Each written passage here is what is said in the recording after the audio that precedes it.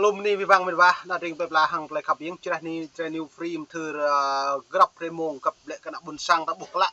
kam nu lancar medwa yang te bun sang ta wat ke puljuan to ani catet ngau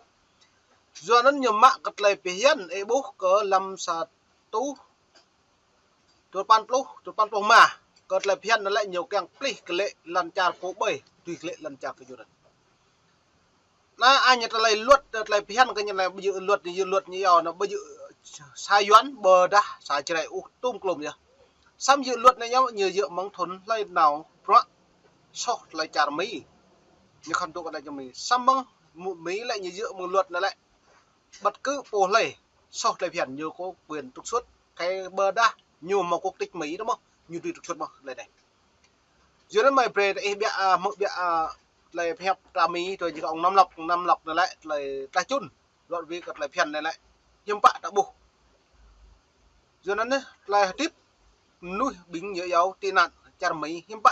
có tương lai đỡ đã lại phiền này lại như bột lấy ô đỡ mừng đi mà nạp cơ tương lai này rồi rím cho có bồn nuôi rồi anh chặt mí lên từng hàng lại càng ngã hẻm để luôn ta cật lại cái cal lại trà mí các mí tụ chùm đỡ đã mạ pro berkeo lại phiền tập bật bố dự hắn lại trà rồi đang kẹng ô Mỹ có quyền như trục xuất bồ kẹng như máu quốc tịch hạ bờ đạo một quốc tịch nhiều có quyền như trục xuất như bồ nên như vậy nên ta xem lăng pít cật lại hẹp địa trà mi hàng năm lọc bình luận này cũng nhằm bảo vệ những người Việt tị nạn tới Mỹ trước năm 1995. Như vậy là đây là lần thứ 3 có một dự luật tương tự được đưa ra nhằm đảo ngược lại những gì mà dưới thời chính quyền Donald Trump vào năm 2020 đã thay đổi một cái cam kết trước đó giữa hai nước Việt Mỹ được ký kết vào năm 2008. Trong đó quy định việc bảo vệ những người tới Mỹ khỏi bị tị nạn nếu những người đó tới trước năm 1995, mà chính xác là vào ngày 12 tháng 7 năm 1995. Như vậy thì những cái mốc thời gian này có thể khiến cho người ta hơi nhập nhằng, hơi khó hiểu. Thì bây giờ xin anh có thể sơ lược qua một chút xíu về cái tiểu sử, cái lịch sử của các cái dự luật cũng như của các cái thỏa thuận cam kết giữa Việt và Mỹ về vấn đề trục xuất và nhận lại người bị Mỹ trục xuất từ phía Việt Nam, thưa anh. Dạ vâng, thưa cô Trà My và thưa quý vị, khởi đi từ năm 2008 như cô vừa nhắc thì cả hai quốc gia Việt Nam cũng như là Hoa Kỳ đã đồng ý trong một cái thỏa hiệp. Thỏa hiệp này nó không phải một cái luật, nó là có sự đồng ý giữa hai bên qua một cái bản ghi nhớ, gọi là tôi tạm dịch từ chữ Memorandum of Understanding giữa hai chính phủ. Và theo đó thì cả hai chính phủ đồng ý là sẽ trục xuất những người phạm một số các tội hình sự cũng như đại hình ở các quốc gia của họ. Sau khi thụ án thì sẽ trục xuất về cái nước mà họ đang sống. Trong đó trường hợp Việt Nam thì chính phủ Hoa Kỳ và nhà cầm quyền Việt Nam đã thỏa thuận là sẽ nhận tất cả những người ở trong trường hợp đó ngoại trừ những người đến Hoa Kỳ trước tháng 7 năm 1995. Tuy nhiên boleh pipang tele năm lọc về bịa trà mi nhà lại dự luật này lại mong bay phun khạc bịa đi lê tưng mà mong rằng mà mong lầu đi mà satu rồi pan plo chục lột mà có nhiều phà trích như nó mong satu rồi pan plo mà đang lại nhiều cái trích đây nên ta là bột tua trích nó lại hiếm bạ luật Mỹ nhiều máu tươm lầu lên nhiều màu ký kết lên có lại hàng Việt Nam từ đặc bộ bay sốc lê tưng nhiều có quyền trục xuất kiang lau trục xuất hiếm bạ nhiều sốc bằng lần chặt nó lên lần chặt nó cứ kiang abi an nhiều lại nhiều trục xuất bạ đi nhiều tố bạ đi một đa lần chặt Việt Nam bất cứ lần chặt bơi sẽ mà do nên lại đã bộ này do hiếm bạ là hệ này do nên hạn này lại nhiều tổ sơ lược lệ gặt lại phiền là lại nãy nhớ bình nào thôn chút ploma lên thôn rồi pan ploma này là hiếm bạ đã bộ do nên đã xem lăng cái là rẻ tập pul cầm áp ra lên thằng lùm nuôi dòng đời buồn sang nãy chặt camar vợ với ta độ chặt mi học mát ta biết một tịch lên trong ta nghe nó tổ nằm bộ mọc qua lại hì có tạo đấy bây giờ nên lo để bộ lùm tüm này chơi về ta mà đã miệt đã hòa đã dòng đã tới á nghe sóc lại phiền mi bạn mi trục xuất tới nhủ cái đấy anh ấy lần chặt tập cứ tập năng đà của anh ấy Việt Nam có cái mà giờ nó mày về đây mượn bịa cái từ cái công việc đã được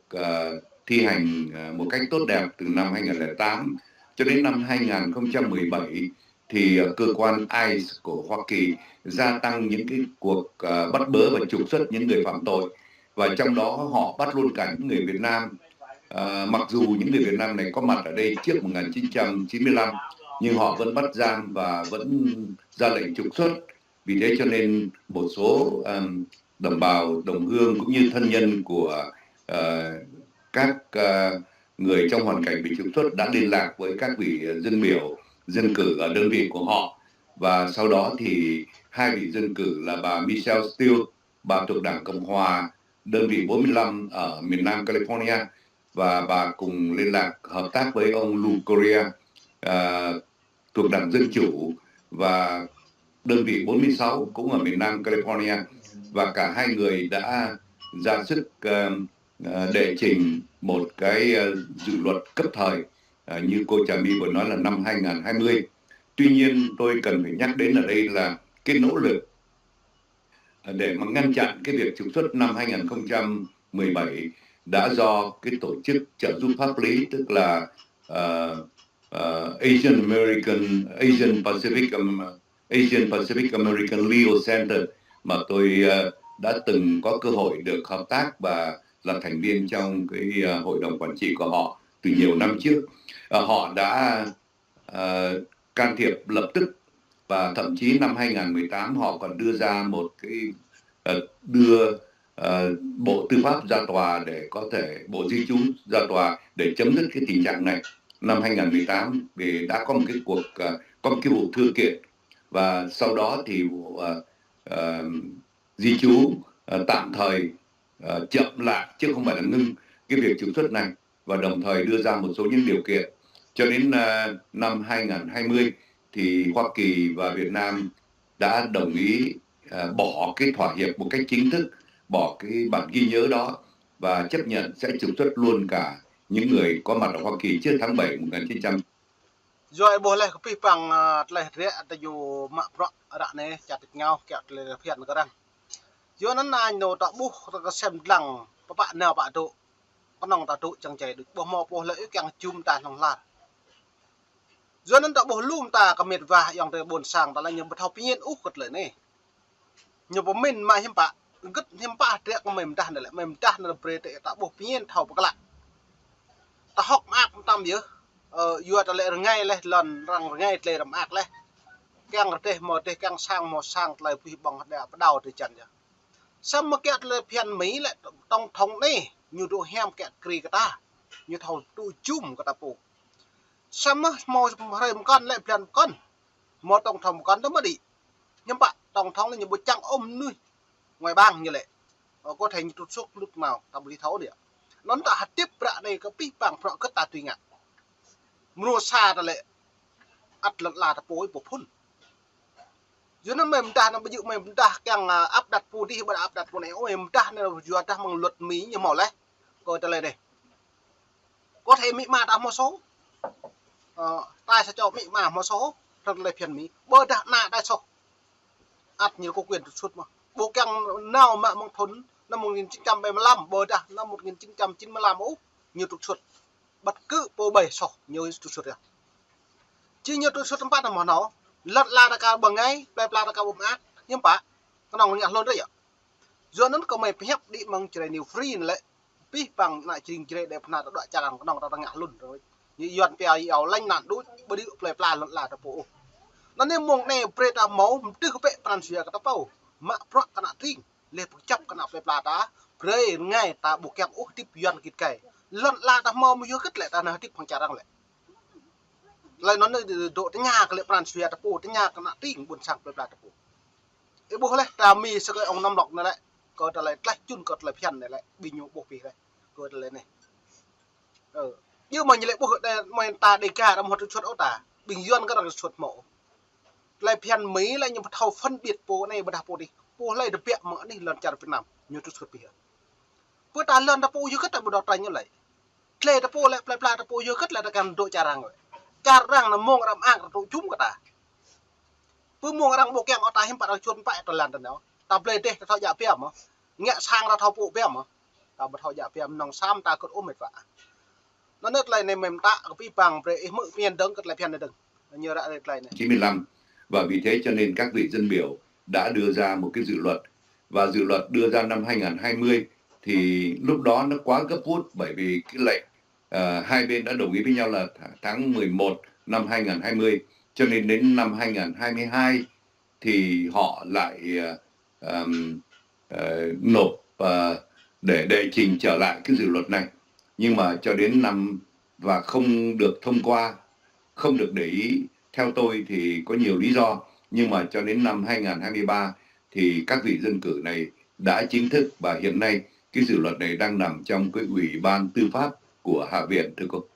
Dạ, như vậy là tóm lại là nó này boleh kat lại mà là chun mà biệm nít thế kat lại rap hẹp lại dự luật lại này nhớ ta pre học nhiên nhiều ngã này chứ mình như càng bật lại thì nhiều càng lần kéo từ lại phiền nhớ quy luật như mà lại phiền hạt rẻ như từ bờ rèm như này nó mừng này bạn nắp tí bằng núi nèo tụ chum bạn này chả mì nó lại nhưng bà mồ như bà cái lần bay hoa chả lần lần như không được lệ lần chả nó như mông này là đông ta tập rung này mông này là đông ta mạ pro mông này là đông ta mạ pro ta là phố phát cái đi hàng yuan như phát cái đi hàng Trung Quốc ta là phát cái đi hàng Bình yuan bất cứ chả bơi như màu pha ra lại là chun này yuan nó mông này bạn nắp lên bà chả bơi như không lệ chả nhá nó nên luật nó như pro này nhá đặt luật nó lâu con nó lấy này chả mình chả nhu nhiều đội chung xong mà như thôn rồi bơi bạn nhiều khi bạn như có quyền trục xuất như bố cái lần chặt có em nó một độ về làng lần chặt độ hăm pít cái chặt nhiều phụ do nên ta bắt đầu lễ ốp là mi nhiều cái lạ mi lại phèn nhiều cái cào cái nhiều phụ ta lại chơi cái cái mất nghe chưa ta nhiều tiếp lại phí bằng đi pia nhiều mà phọi nhiều ở sao mà nhiều tụ bên này play lên nhiều tiếp phí bằng hay nhiều lần nhiều bù cào vật là phèn nên mong này mày pani pi pang medwa na ring bun sang hang la khaping mai tla chun bia kot lai ro ve lai phian này lại mỹ nhiều máu mong ni nắp nhiều mỏ rịa này lại càng đục suốt tươm bìm nuôi rạ này như lại tươm bìm po lại sốt lại phian bờ đà xị yết rau bờ yết yết ma túy lần bờ đà dìm nuôi bờ đà lại tập lum ta sau lần nhiều có quyền đục suốt nhiều bờ thau ấy sa cho nuôi